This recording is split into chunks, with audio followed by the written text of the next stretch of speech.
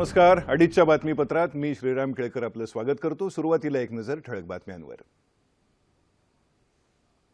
दहशतवादाविषयी पंतप्रधानांकडून तीव्र चिंता. सर्व समस्यांवर चर्चेद्वारेच मार्ग निघतो, यावर ठाम विश्वास. जम्मू काश्मीरमध्ये हंदवाडा इथं लष्कर दहशतवाद्यांमध्ये चकमक. 4 दहशतवादी ठार, 1 जवान शहीद. दुष्काळ सदृश स्थितीतल्या मराठवाड्यातल्या शेतकऱ्यांच्या पाठीशी सरकार ठाम उभं. निधी, पाणी, चाऱ्याची टंचाई भासू देणार नाही, मुख्यमंत्री. बिहारमधल्या लालू नितीश यांच्या महागठबंधनला झटका. समाजवादी पार्टी बाहेर, सपा स्वबळावर निवडणूक लढवणार. शीना बोरा हत्या प्रकरणी पीटर मुखर्जीची आजही चौकशी. आणि अमेरिकन खुल्या टेनिस स्पर्धेत पुरुष दुहेरीत रोहन बोपण्णाची विजयी सलामी. आणि आता पाहूया बातम्या विस्तारानं. दहशतवादाविषयी चिंता व्यक्त करताना सर्व प्रश्नांची, समस्यांची उत्तरं चर्चेतून साध्य होतात, असं पंतप्रधान नरेंद्र मोदी यांनी म्हटलं आहे. असहिष्णू सामाजिक तत्वांनी मोठ्या प्रदेशावर कब्जा केला असून निरपराध लोकांवर ही तत्व हिंसाचार लादत असल्याचं ते म्हणाले. सामवेद या जागतिक परिषदेत ते आज नवी दिल्लीत बोलत होते. या परिषदेला बौद्ध संप्रदायातील विचारवंत उपस्थित होते. गौतम बुद्धांनी अनुसरलेला मार्ग आणि शिकवण यांचं आचरण केल्याशिवाय हे शतक आशिया खंडाचं शतक म्हणून ओळखलं जाणार नाही, असं त्यांनी स्पष्ट केलं.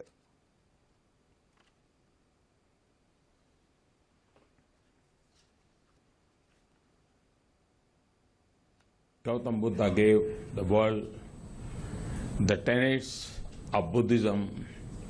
The life of Gautam Buddha illustrate the power of service, compassion, and most importantly, renunciation.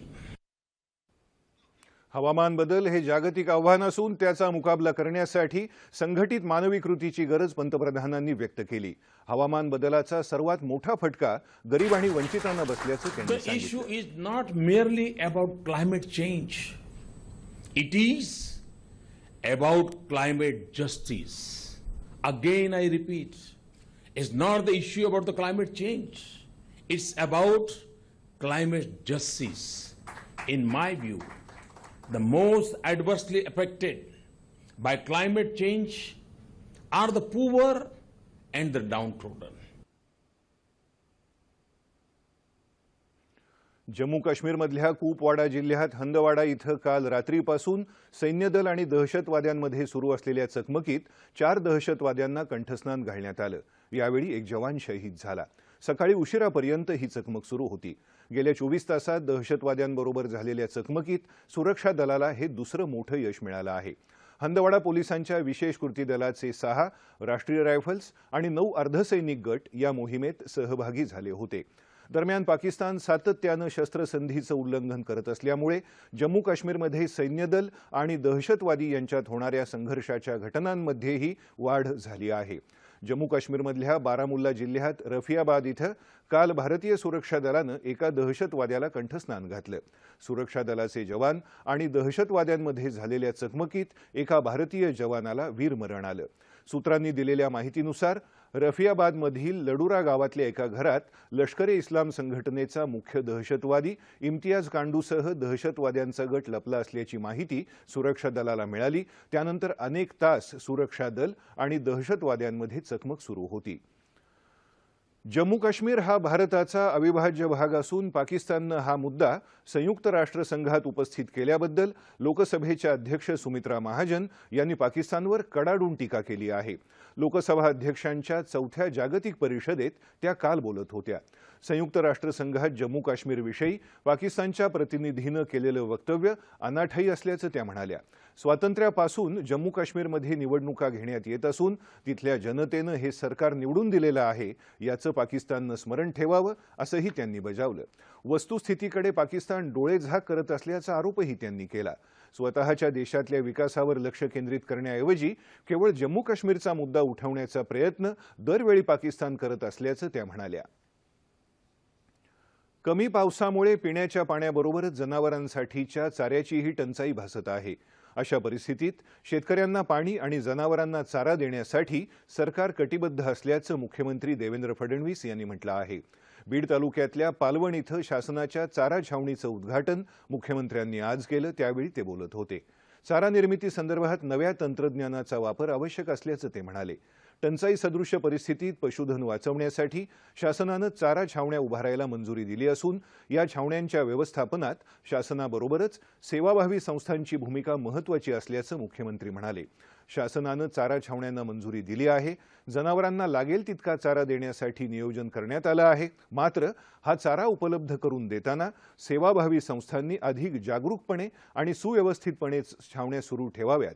मागील अनुभव लक्षात घेऊन चारा छावण्या मंजूर करताना प्रशासनानं अधिक कडक तपासणी करून योग्य सेवाभावी संस्थांची निवड करावी, अशा सूचना त्यांनी दिल्या। रोजगाराचा प्रश्न निर्माण होऊ नये यासाठी मागेल त्याला काम देण्याची सरकारची भूमिका असून जिल्ह्यातल्या 2 लाख मजुरांना 100 दिवसांचं काम देता येईल असं नियोजन केलं आहे। त्यामुळे प्रत्येक गावात प्रत्येक मजुराला काम मिळेल असं मुख्यमंत्री म्हणाले। पालकमंत्री पंकजा मुंडे, पाणीपुरवठा आणि स्वच्छता मंत्री बबनराव लोणीकर यांच्यासह अनेक मान्यवर यावेळी उपस्थित होते। टंचाई सदृश्य परिस्थिती, शेतकरी आणि शेतमजूर यांच्या मदतीसाठी शासन तत्पर असून पिण्याचं पाणी, चारा आणि रोजगार उपलब्ध करून देण्याचं काटेकोर नियोजन शासनानं केल्याचं पंकजा मुंडे यांनी यावेळी सांगितलं। पशुधन वाचवण्यासाठी चारा छावण्या सुरू करण्यात येणार असून त्यामुळे शेतकऱ्यांना आणि त्यांच्या जनावरांना मोठा दिलासा मिळणार असल्याचं त्या म्हणाल्या।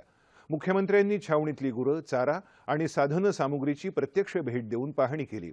मुख्यमंत्री 3 दिवसांच्या मराठवाड्याच्या दौऱ्यावर असून सातत्यानं 3 वर्ष दुष्काळाचा सामना करणाऱ्या शेतकऱ्यांना बळ देण्यासाठी आपण हा दौरा करत असल्याचं मुख्यमंत्र्यांनी म्हटलं आहे। मराठवाड्यातली दुष्काळ सदृश्य परिस्थिती लक्षात घेऊन या भागात नवा कर लावण्याची शक्यता वित्तमंत्री सुधीर मुनगंटीवार यांनी फेटाळून लावली आहे। ते काल मुंबईत प्रसारमाध्यमांशी वार्तालाप करत होते। मराठवाड्यात गेल्या 4 वर्षात राबवण्यात आलेल्या सर्व सिंचन प्रकल्पांचा आढावा सरकार घेईल अशी माहिती त्यांनी दिली।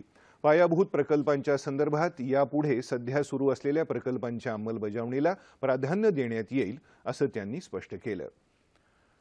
राष्ट्रीय कृषी विमा योजनेअंतर्गत खरीप पिकांच्या विम्यासाठी ज्या शेतकऱ्यांनी कर्ज घेतलेलं नाही अशा शेतकऱ्यांसाठी सरकारनं 15 सप्टेंबरपर्यंत मुदत वाढवली आहे। ज्या शेतकऱ्यांनी कर्ज घेतलं आहे अशा शेतकऱ्यांसाठी खरीप पीक विम्याची मुदत 30 सप्टेंबरपर्यंत होती, तर ज्यांनी कर्ज घेतलेलं नाही अशा शेतकऱ्यांसाठी ही मुदत 31 जुलैपर्यंत होती। ती आता 15 सप्टेंबरपर्यंत वाढवण्यात आली आहे। कृषी मंत्रालयानं जारी केलेल्या निवेदनात ही माहिती देण्यात आली आहे। यामुळे ज्या राज्यात कमी पाऊस झाला आहे किंवा उशिरानं पाऊस झाल्यामुळे लावणीला उशीर झाला आहे त्या राज्यातल्या शेतकऱ्यांना याचा लाभ मिळणार आहे। महाराष्ट्र, बिहार, पश्चिम बंगाल, झारखंड, आंध्र प्रदेश, तेलंगण, ओदिशा आणि गुजरात सरकारनं या संदर्भात विनंती केल्यामुळे खरीप पीक विम्यासाठीची मुदत वाढवण्याचा निर्णय केंद्रानं घेतला आहे, अशी माहिती केंद्रीय कृषी मंत्री राधामोहन सिंग यांनी दिली। बिहार विधानसभा निवडणुकांसाठी स्थापन झालेल्या महायुतीतून बाहेर पडण्याचा निर्णय समाजवादी पार्टीनं घेतल्यामुळे नितीश कुमार आणि लालू प्रसाद यांना मोठा झटका बसला आहे। आपला पक्ष स्वबळावर बिहार विधानसभा निवडणुका लढवेल असं ज्येष्ठ सपा नेते रामगोपाल यादव यांनी स्पष्ट केलं। बिहारमध्ये उमेदवार जाहीर करण्यापूर्वी महायुतीतल्या मोठ्या घटक पक्षांनी आपल्या पक्षाशी चर्चा न केल्यामुळे अपमानित झाल्याची भावना आपल्या पक्षाला आल्यानं हा निर्णय घेतल्याचं त्यांनी सांगितलं। महायुतीनं पाटण्यामध्ये रविवारी आयोजित केलेल्या स्वाभिमान रॅलीला समाजवादी पार्टीचे प्रमुख मुलायमसिंग यादव उपस्थित नसल्यामुळे युतीला तडे जाणार असल्याची चर्चा होती। शीना बोरा हत्येप्रकरणी पीटर मुखर्जी याची खार पोलीस ठाण्यात आजही चौकशी करण्यात आली। पीटरची कालही 10 तास चौकशी करण्यात आली होती। या दरम्यान त्याची पत्नी आणि या हत्याकांडातली मुख्य आरोपी इंद्राणी मुखर्जी हिनं चौकशी दरम्यान दिलेल्या माहितीशी पीटरनं दिलेल्या माहितीची पडताळणी करण्यात आली। इंद्राणी, तिचा आधीचा पती संजीव खन्ना आणि चालक श्याम राय यांच्या पोलीस कोठडीत न्यायालयानं याआधीच 5 सप्टेंबरपर्यंत वाढ केली आहे। 2012 मध्ये शीना बोराचा अर्धवट जळलेला मृतदेह मिळाल्यानंतर अपघाती मृत्यूचा अहवाल दाखल करण्यात तत्कालीन रायगड पोलीस अधिकारी अपयशी ठरल्यासंदर्भातही चौकशी सुरू आहे। कोळसा घोटाळा प्रकरणी माजी पंतप्रधान मनमोहन सिंग यांनाही आरोपी बनवावं असं झारखंडचे माजी मुख्यमंत्री मधु कोडा यांनी म्हटलं आहे। या प्रकरणी न्यायालयानं केंद्रीय अन्वेषण विभागाला विचारणा केली आहे। या संदर्भात केंद्रीय अन्वेषण विभाग आज आपलं मत न्यायालयाला कळवणार आहे। त्यामुळे मनमोहन सिंग यांच्यासमोर अडचणी वाढण्याची शक्यता आहे। आता सगळ्यांचं लक्ष केंद्रीय अन्वेषण विभागाच्या उत्तराकडे लागलं आहे। कोळसा घोटाळा प्रकरणी न्यायालयानं 13 जणांवर कट कारस्थान केल्याचा आरोप ठेवला आहे। माजी कोळसा राज्यमंत्री दासरी नारायण राव यांचाही त्यात समावेश आहे। मनमोहन सिंग हेच कोळसा खाण वाटपाला जबाबदार असल्याचं राव यांनी म्हटलं आहे। भारत आणि ऑस्ट्रेलिया यांनी संरक्षण विषयक संबंध अधिक दृढ करण्याचा निर्णय घेतला आहे। सुरक्षा संशोधन विषयक सहकार्य वाढवण्यासाठी संयुक्त कृती गट स्थापन करण्यासह इतरही पावलं उचलण्याचा निर्णय संरक्षण मंत्री मनोहर पर्रिकर आणि भारत दौऱ्यावर आलेले ऑस्ट्रेलियाचे संरक्षण मंत्री केविन अँड्र्यूज यांच्यात काल झालेल्या प्रतिनिधीस्तर चर्चेदरम्यान घेण्यात आला। भारतीय महासागर हद्दीमध्ये सागरी सुरक्षा संबंधांवर लक्ष केंद्रित करण्याचंही कालच्या बैठकीत मान्य करण्यात आलं। भारत ऑस्ट्रेलियाबरोबरच्या पहिल्या हवाई प्रात्यक्षिकांमध्ये सहभागी होईल असा निर्णयही बैठकीत घेण्यात आला। भारत आणि ऑस्ट्रेलिया दरम्यानच्या संरक्षण संबंधांमध्ये सागरी सुरक्षा हा महत्त्वाचा घटक आहे, यावर उभय देशांचं एकमत झालं। याआधी केविन यांनी केंद्रीय गृह राज्यमंत्री किरण रिजिजू यांचीही भेट घेतली। आंतरराष्ट्रीय दहशतवादाला आळा घालणं, सायबर सुरक्षा आणि सागरी सुरक्षेविषयीही यावेळी चर्चा झाली। विदेशी फंडांच्या 1 एप्रिल पूर्वीच्या नफ्याला करातून सवलत देण्याचा निर्णय सरकारनं घेतल्यानंतर या संदर्भातली प्रलंबित कर निर्धारण प्रकरणं सध्या स्थगित ठेवावीत अशा आशयाचं परिपत्रक केंद्रीय प्रत्यक्ष कर मंडळानं आज संबंधित अधिकाऱ्यांना जारी केलं आहे। विदेशी संस्थागत गुंतवणूकदार आणि विदेशी पोर्टफोलिओ गुंतवणूकदारांनी कमावलेल्या भांडवली नफ्यावर पूर्वलक्षी प्रभावानं मिनिमम अल्टरनेट टॅक्स अर्थात मॅट लावला जाणार नाही असं आश्वासन केंद्रीय वित्तमंत्री अरुण जेटली यांनी कालच दिलं होतं। मुक्ताईनगर इथं कृषी महाविद्यालय सुरू झाल्यानं या परिसरात शेती उत्पादन, त्यावरील प्रक्रिया, संशोधन आणि तंत्रज्ञानाच्या विकासाला चालना मिळून जिल्ह्यातल्या शेतीचा कायापालट होईल असा विश्वास जळगाव जिल्ह्याचे पालकमंत्री एकनाथराव खडसे यांनी जळगाव इथं व्यक्त केला। मुक्ताईनगर इथं काल महात्मा फुले कृषी विद्यापीठ राहुरी अंतर्गत कृषी महाविद्यालयाचं खडसे यांच्या हस्ते उद्घाटन करण्यात आलं, त्यावेळी ते बोलत होते। शेती अभ्यासक्रमांना प्रवेश घेण्याचा पहिला अधिकार हा शेतकऱ्यांच्या मुलांचा आहे। केवळ आर्थिक क्षमता नसल्यानं शिक्षणापासून शेतकऱ्यांची मुलं वंचित राहू नयेत यासाठी कृषी महाविद्यालय सुरू करण्यात येत असल्याचं खडसे यांनी सांगितलं। यावेळी खडसे यांचा त्यांच्या वाढदिवसानिमित्त सत्कार करण्यात आला, तसंच सर्व मान्यवरांच्या हस्ते महाविद्यालयाच्या कोनशिलेचं अनावरण करण्यात आलं। जैवविविधतेविषयी सर्व गोष्टींसंदर्भात विचारविनिमय करण्यासाठी सिंधुदुर्ग जिल्ह्यातल्या फोंडाघाट महाविद्यालयात काल राष्ट्रीय आंतरविद्याशाखीय परिषदेचं आयोजन करण्यात आलं होतं। कोकण जिओग्राफर्स असोसिएशन ऑफ इंडियाच्या सहकार्यानं आयोजित करण्यात आलेल्या या परिषदेत विविध तज्ज्ञ आणि अभ्यासकांनी सहभाग घेतला। डॉक्टर नीलाद्री दास या परिषदेचे अध्यक्ष होते। कोकणची भौगोलिक रचना आणि इथली जैवविविधता पर्यटनाला पूरक असल्याचं मत नीलाद्री दास यांनी यावेळी व्यक्त केलं। पश्चिम घाटातल्या अमूल्य नैसर्गिक ठेव्याचं जतन व्हायला हवं असं मत यावेळी मान्यवरांनी व्यक्त केलं। Maratha chambers of commerce and industries आणि पुणे ॲग्रिकल्चर यांच्या वतीनं पुणे इथे आयोजित स्किल कॉन्क्लेव्ह 2015 या कार्यक्रमाचं उद्योगमंत्री सुभाष देसाई यांच्या हस्ते आज उद्घाटन झालं। जपानी कंपन्यांना महाराष्ट्रात गुंतवणूक करण्यास आकर्षित करण्यासाठी राज्य सरकारचं एक प्रतिनिधी मंडळ लवकरच जपानला जाणार असल्याचं देसाई यांनी सांगितलं। येत्या 5 वर्षात 5 लाख कोटी रुपयांची गुंतवणूक मिळवण्याचं उद्दिष्ट असून त्यामुळे 10 लाख लोकांना रोजगार मिळवून देण्यासाठी शासन प्रयत्नशील असल्याचंही ते म्हणाले। तसंच हे करत असताना कौशल्य विकास करण्याची गरज असून राज्यातल्या 800 ITIच्या कार्यपद्धतीची फेररचना करणार असल्याचंही त्यांनी यावेळी सांगितलं। त्याबरोबरच रायगड जिल्ह्यात एक स्मार्ट सिटी करण्याची प्रक्रिया सुरू असल्याची माहितीही देसाई यांनी दिली। जवाहरलाल नेहरू पोर्ट ट्रस्टचे नवे अध्यक्ष म्हणून सनदी अधिकारी अनिल डिग्गीकर यांनी आज पदभार स्वीकारला। यापूर्वी डिग्गीकर यांनी राज्य रस्ते विकास मंडळाचे व्यवस्थापकीय संचालक म्हणून काम पाहिलं आहे। JNPTला अधिक सक्षम करून अव्वल स्थानी आणणं हे माझ्यासमोर मुख्य ध्येय असल्याचं डिग्गीकर यांनी यावेळी सांगितलं। पारंपरिक आणि लोककलाकारांचे समकालीन प्रश्न या विषयावर आज मुंबई विद्यापीठाच्या मराठी भाषा भवनात राज्यस्तरीय परिसंवाद आयोजित करण्यात आला होता। शाहीर साबळे यांच्या जयंतीनिमित्त मुंबई विद्यापीठाचं राजीव गांधी समकालीन अध्ययन केंद्र आणि अखिल भारतीय मराठी शाहीर परिषद यांच्या वतीनं या परिसंवादाचं आयोजन करण्यात आलं होतं. लोककलाकार टिकला तरच लोककला टिकेल आणि म्हणूनच त्यांच्या समस्या जाणून घेऊन त्या सोडवण्याच्या उद्देशानं हा परिसंवाद आयोजित करण्यात आला असल्याचं राजीव गांधी समकालीन अध्ययन केंद्राचे अध्यक्ष शाहीर डॉक्टर चंद्रकांत पुरी यांनी सांगितलं. या मुद्द्यांवर चर्चा करून ही माहिती सांस्कृतिक मंत्रालयात देणार असल्याचंही त्यांनी सांगितलं. गुरुकुल पद्धतीचं शाहिरी शिक्षण, कलावंत कल्याण निधी, त्यांना मिळणाऱ्या मानधनात वाढ, कर्ज सहाय्य, विश्रांतीगृह असे विविध आर्थिक तसंच सामाजिक प्रश्न यावेळी मांडण्यात आले.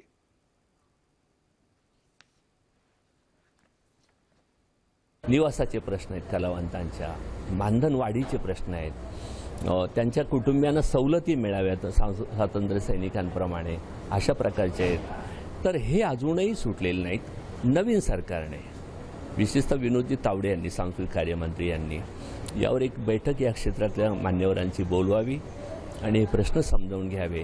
सांस्कृतिक धोरण नव्याने ठरवावं. सामाजिक ऐक्याचा संदेश देण्यासाठी जालना शहरात आज मोतीबाग ते शिवाजी पुतळा अशी शालेय विद्यार्थ्यांची मानवी साखळी तयार करण्यात आली. जिल्हा प्रशासनाच्या वतीनं सामाजिक ऐक्य पंधरवड्याचं आयोजन करण्यात आलं होतं. जिल्हाधिकारी ASR रंगनायक यांच्या हस्ते या कार्यक्रमाचं उद्घाटन झालं.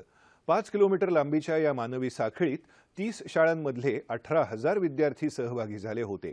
यावेळी त्यांनी राष्ट्रीय एकात्मतेच्या घोषणा दिल्या.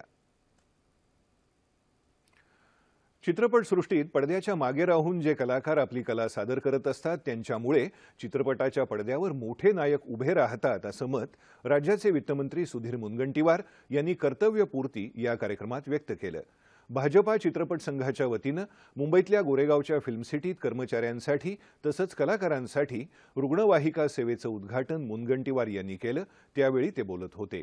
या क्षेत्राची माहिती तरुणांना देण्यासाठी त्यांना प्रशिक्षण देण्याकरता मुंबईत 2 कौशल्य विकास केंद्र उभारली असल्याची माहिती भाजपा चित्रपट संघानं दिली. या क्षेत्रात काम करणाऱ्या कर्मचाऱ्यांना मान्यवरांच्या हस्ते यावेळी आरोग्य विमा पॉलिसीचं वाटप करण्यात आलं. या कर्तव्यपूर्ती कार्यक्रमाला हिंदी आणि मराठी चित्रपटसृष्टीतले कलावंत तसंच सामाजिक कार्यकर्ते उपस्थित होते.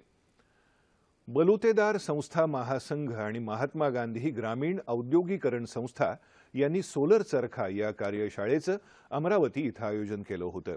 पालकमंत्री प्रवीण पोटे या कार्यशाळेच्या अध्यक्षस्थानी होते. अनुसूचित जातीतल्या 250 पेक्षा अधिक महिला या कार्यशाळेत सहभागी झाल्या होत्या. यावेळी सहभागी महिलांना सोलर चरखा संदर्भातल्या तांत्रिक गोष्टींचं मार्गदर्शन तज्ज्ञांनी केलं. सोलर चरखा प्रकल्पामुळे महिलांना रोजगार मिळून त्यांना उत्पन्नाचं साधन मिळेल असं मत प्रवीण पोटे यांनी यावेळी व्यक्त केलं.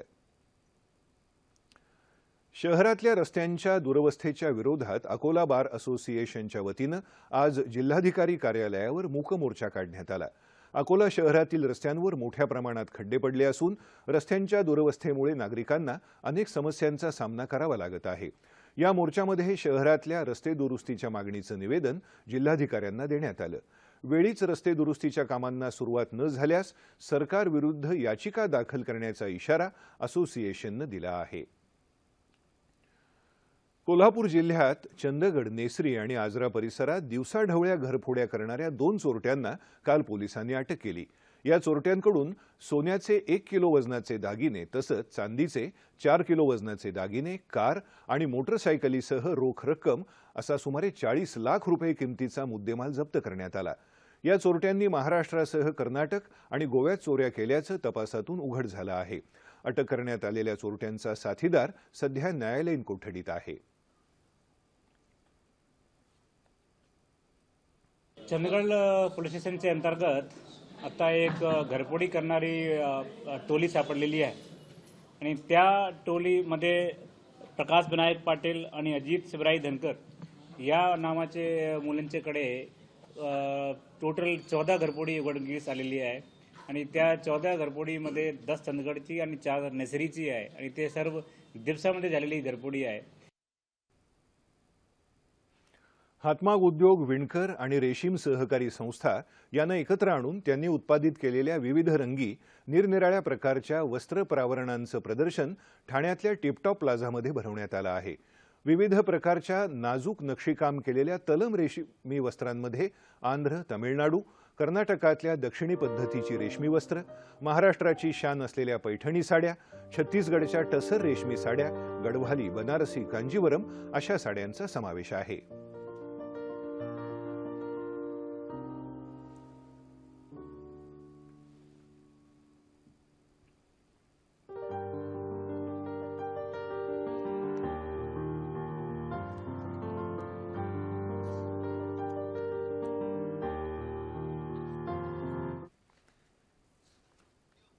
बाजारभावात 15% सूट दिल्यानं ग्राहकांनी आनंद व्यक्त केला आहे. भारत सरकारच्या रेशीम प्रोत्साहन योजनेअंतर्गत सुरू असलेल्या या प्रदर्शनामुळे आपल्याला आर्थिक लाभ होत असल्याचं विक्रेत्यांचं म्हणणं आहे.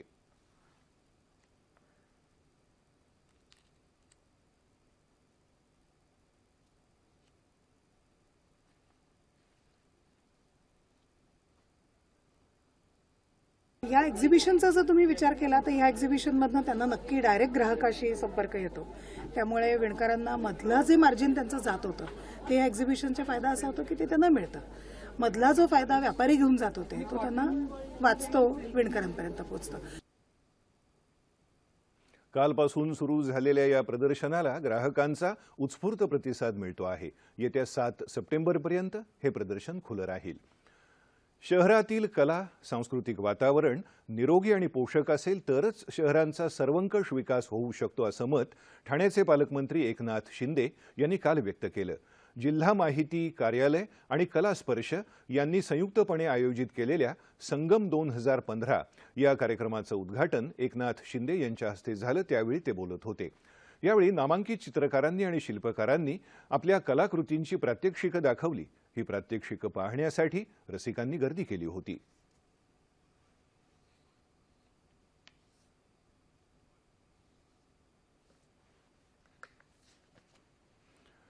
क्रीडावृत्तामध्ये बातमी टेनिसची. 2015च्या अमेरिकन खुल्या टेनिस स्पर्धेत भारताच्या रोहन बोपन्नानं सहज विजय मिळवत चांगली सुरुवात केली आहे. बोपन्ना आणि त्याचा रोमानियाचा साथीदार फ्लोरिन मर्झियानं पुरुषांच्या दुहेरीत अमेरिकेच्या ऑस्टिन ब्राझेग आणि निकोलस मॉन्डेराच्या जोडीचा सरळ सेटमध्ये 6-3, 6-4 असा पराभव केला.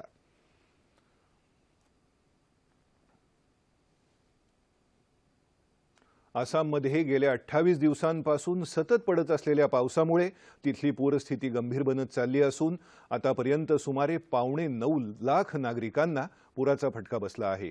दिब्रुगड, तेजपूर, धनसेही आणि खुशियारासह विविध भागांमध्ये ब्रह्मपुत्रा आणि तिच्या उपनद्यांनी धोक्याची पातळी ओलांडली आहे.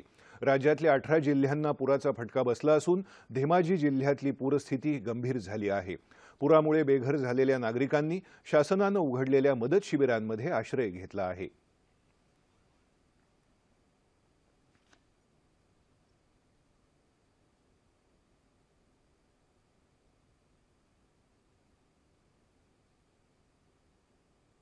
आणि आता हवामान. येत्या 24 तासांमध्ये कोकण आणि मराठवाड्यात काही ठिकाणी तर मध्य महाराष्ट्र आणि विदर्भात तुरळक ठिकाणी पाऊस पडण्याची शक्यता हवामान विभागानं वर्तवली आहे. आणि शेवटी ठळक बातम्या पुन्हा एकदा. दहशतवादाविषयी पंतप्रधानांकडून तीव्र चिंता. सर्व समस्यांवर चर्चेद्वारेच मार्ग निघतो यावर ठाम विश्वास. जम्मू काश्मीरमध्ये हंदवाडा इथं लष्कर आणि दहशतवाद्यांमध्ये चकमक. 4 दहशतवादी ठार, 1 जवान शहीद. दुष्काळ सदृश्य स्थितीतल्या मराठवाड्यातल्या शेतकऱ्यांच्या पाठीशी सरकार ठाम उभं. निधी, पाणी, चाऱ्याची टंचाई भासू देणार नाही, मुख्यमंत्री. बिहारमधल्या लालू नितीश यांच्या महागठबंधनला झटका. समाजवादी पार्टी बाहेर, सपा स्वबळावर निवडणूक लढवणार. शीना बोरा हत्या प्रकरणी पीटर मुखर्जीची आजही चौकशी. आणि अमेरिकन खुल्या टेनिस स्पर्धेत पुरुष दुहेरीत रोहन बोपन्नाची विजयी सलामी. याबरोबरच हे बातमीपत्र संपलं. पुन्हा भेटूया संध्याकाळी 5 वाजता सह्याद्री वाहिनीवर. नमस्कार.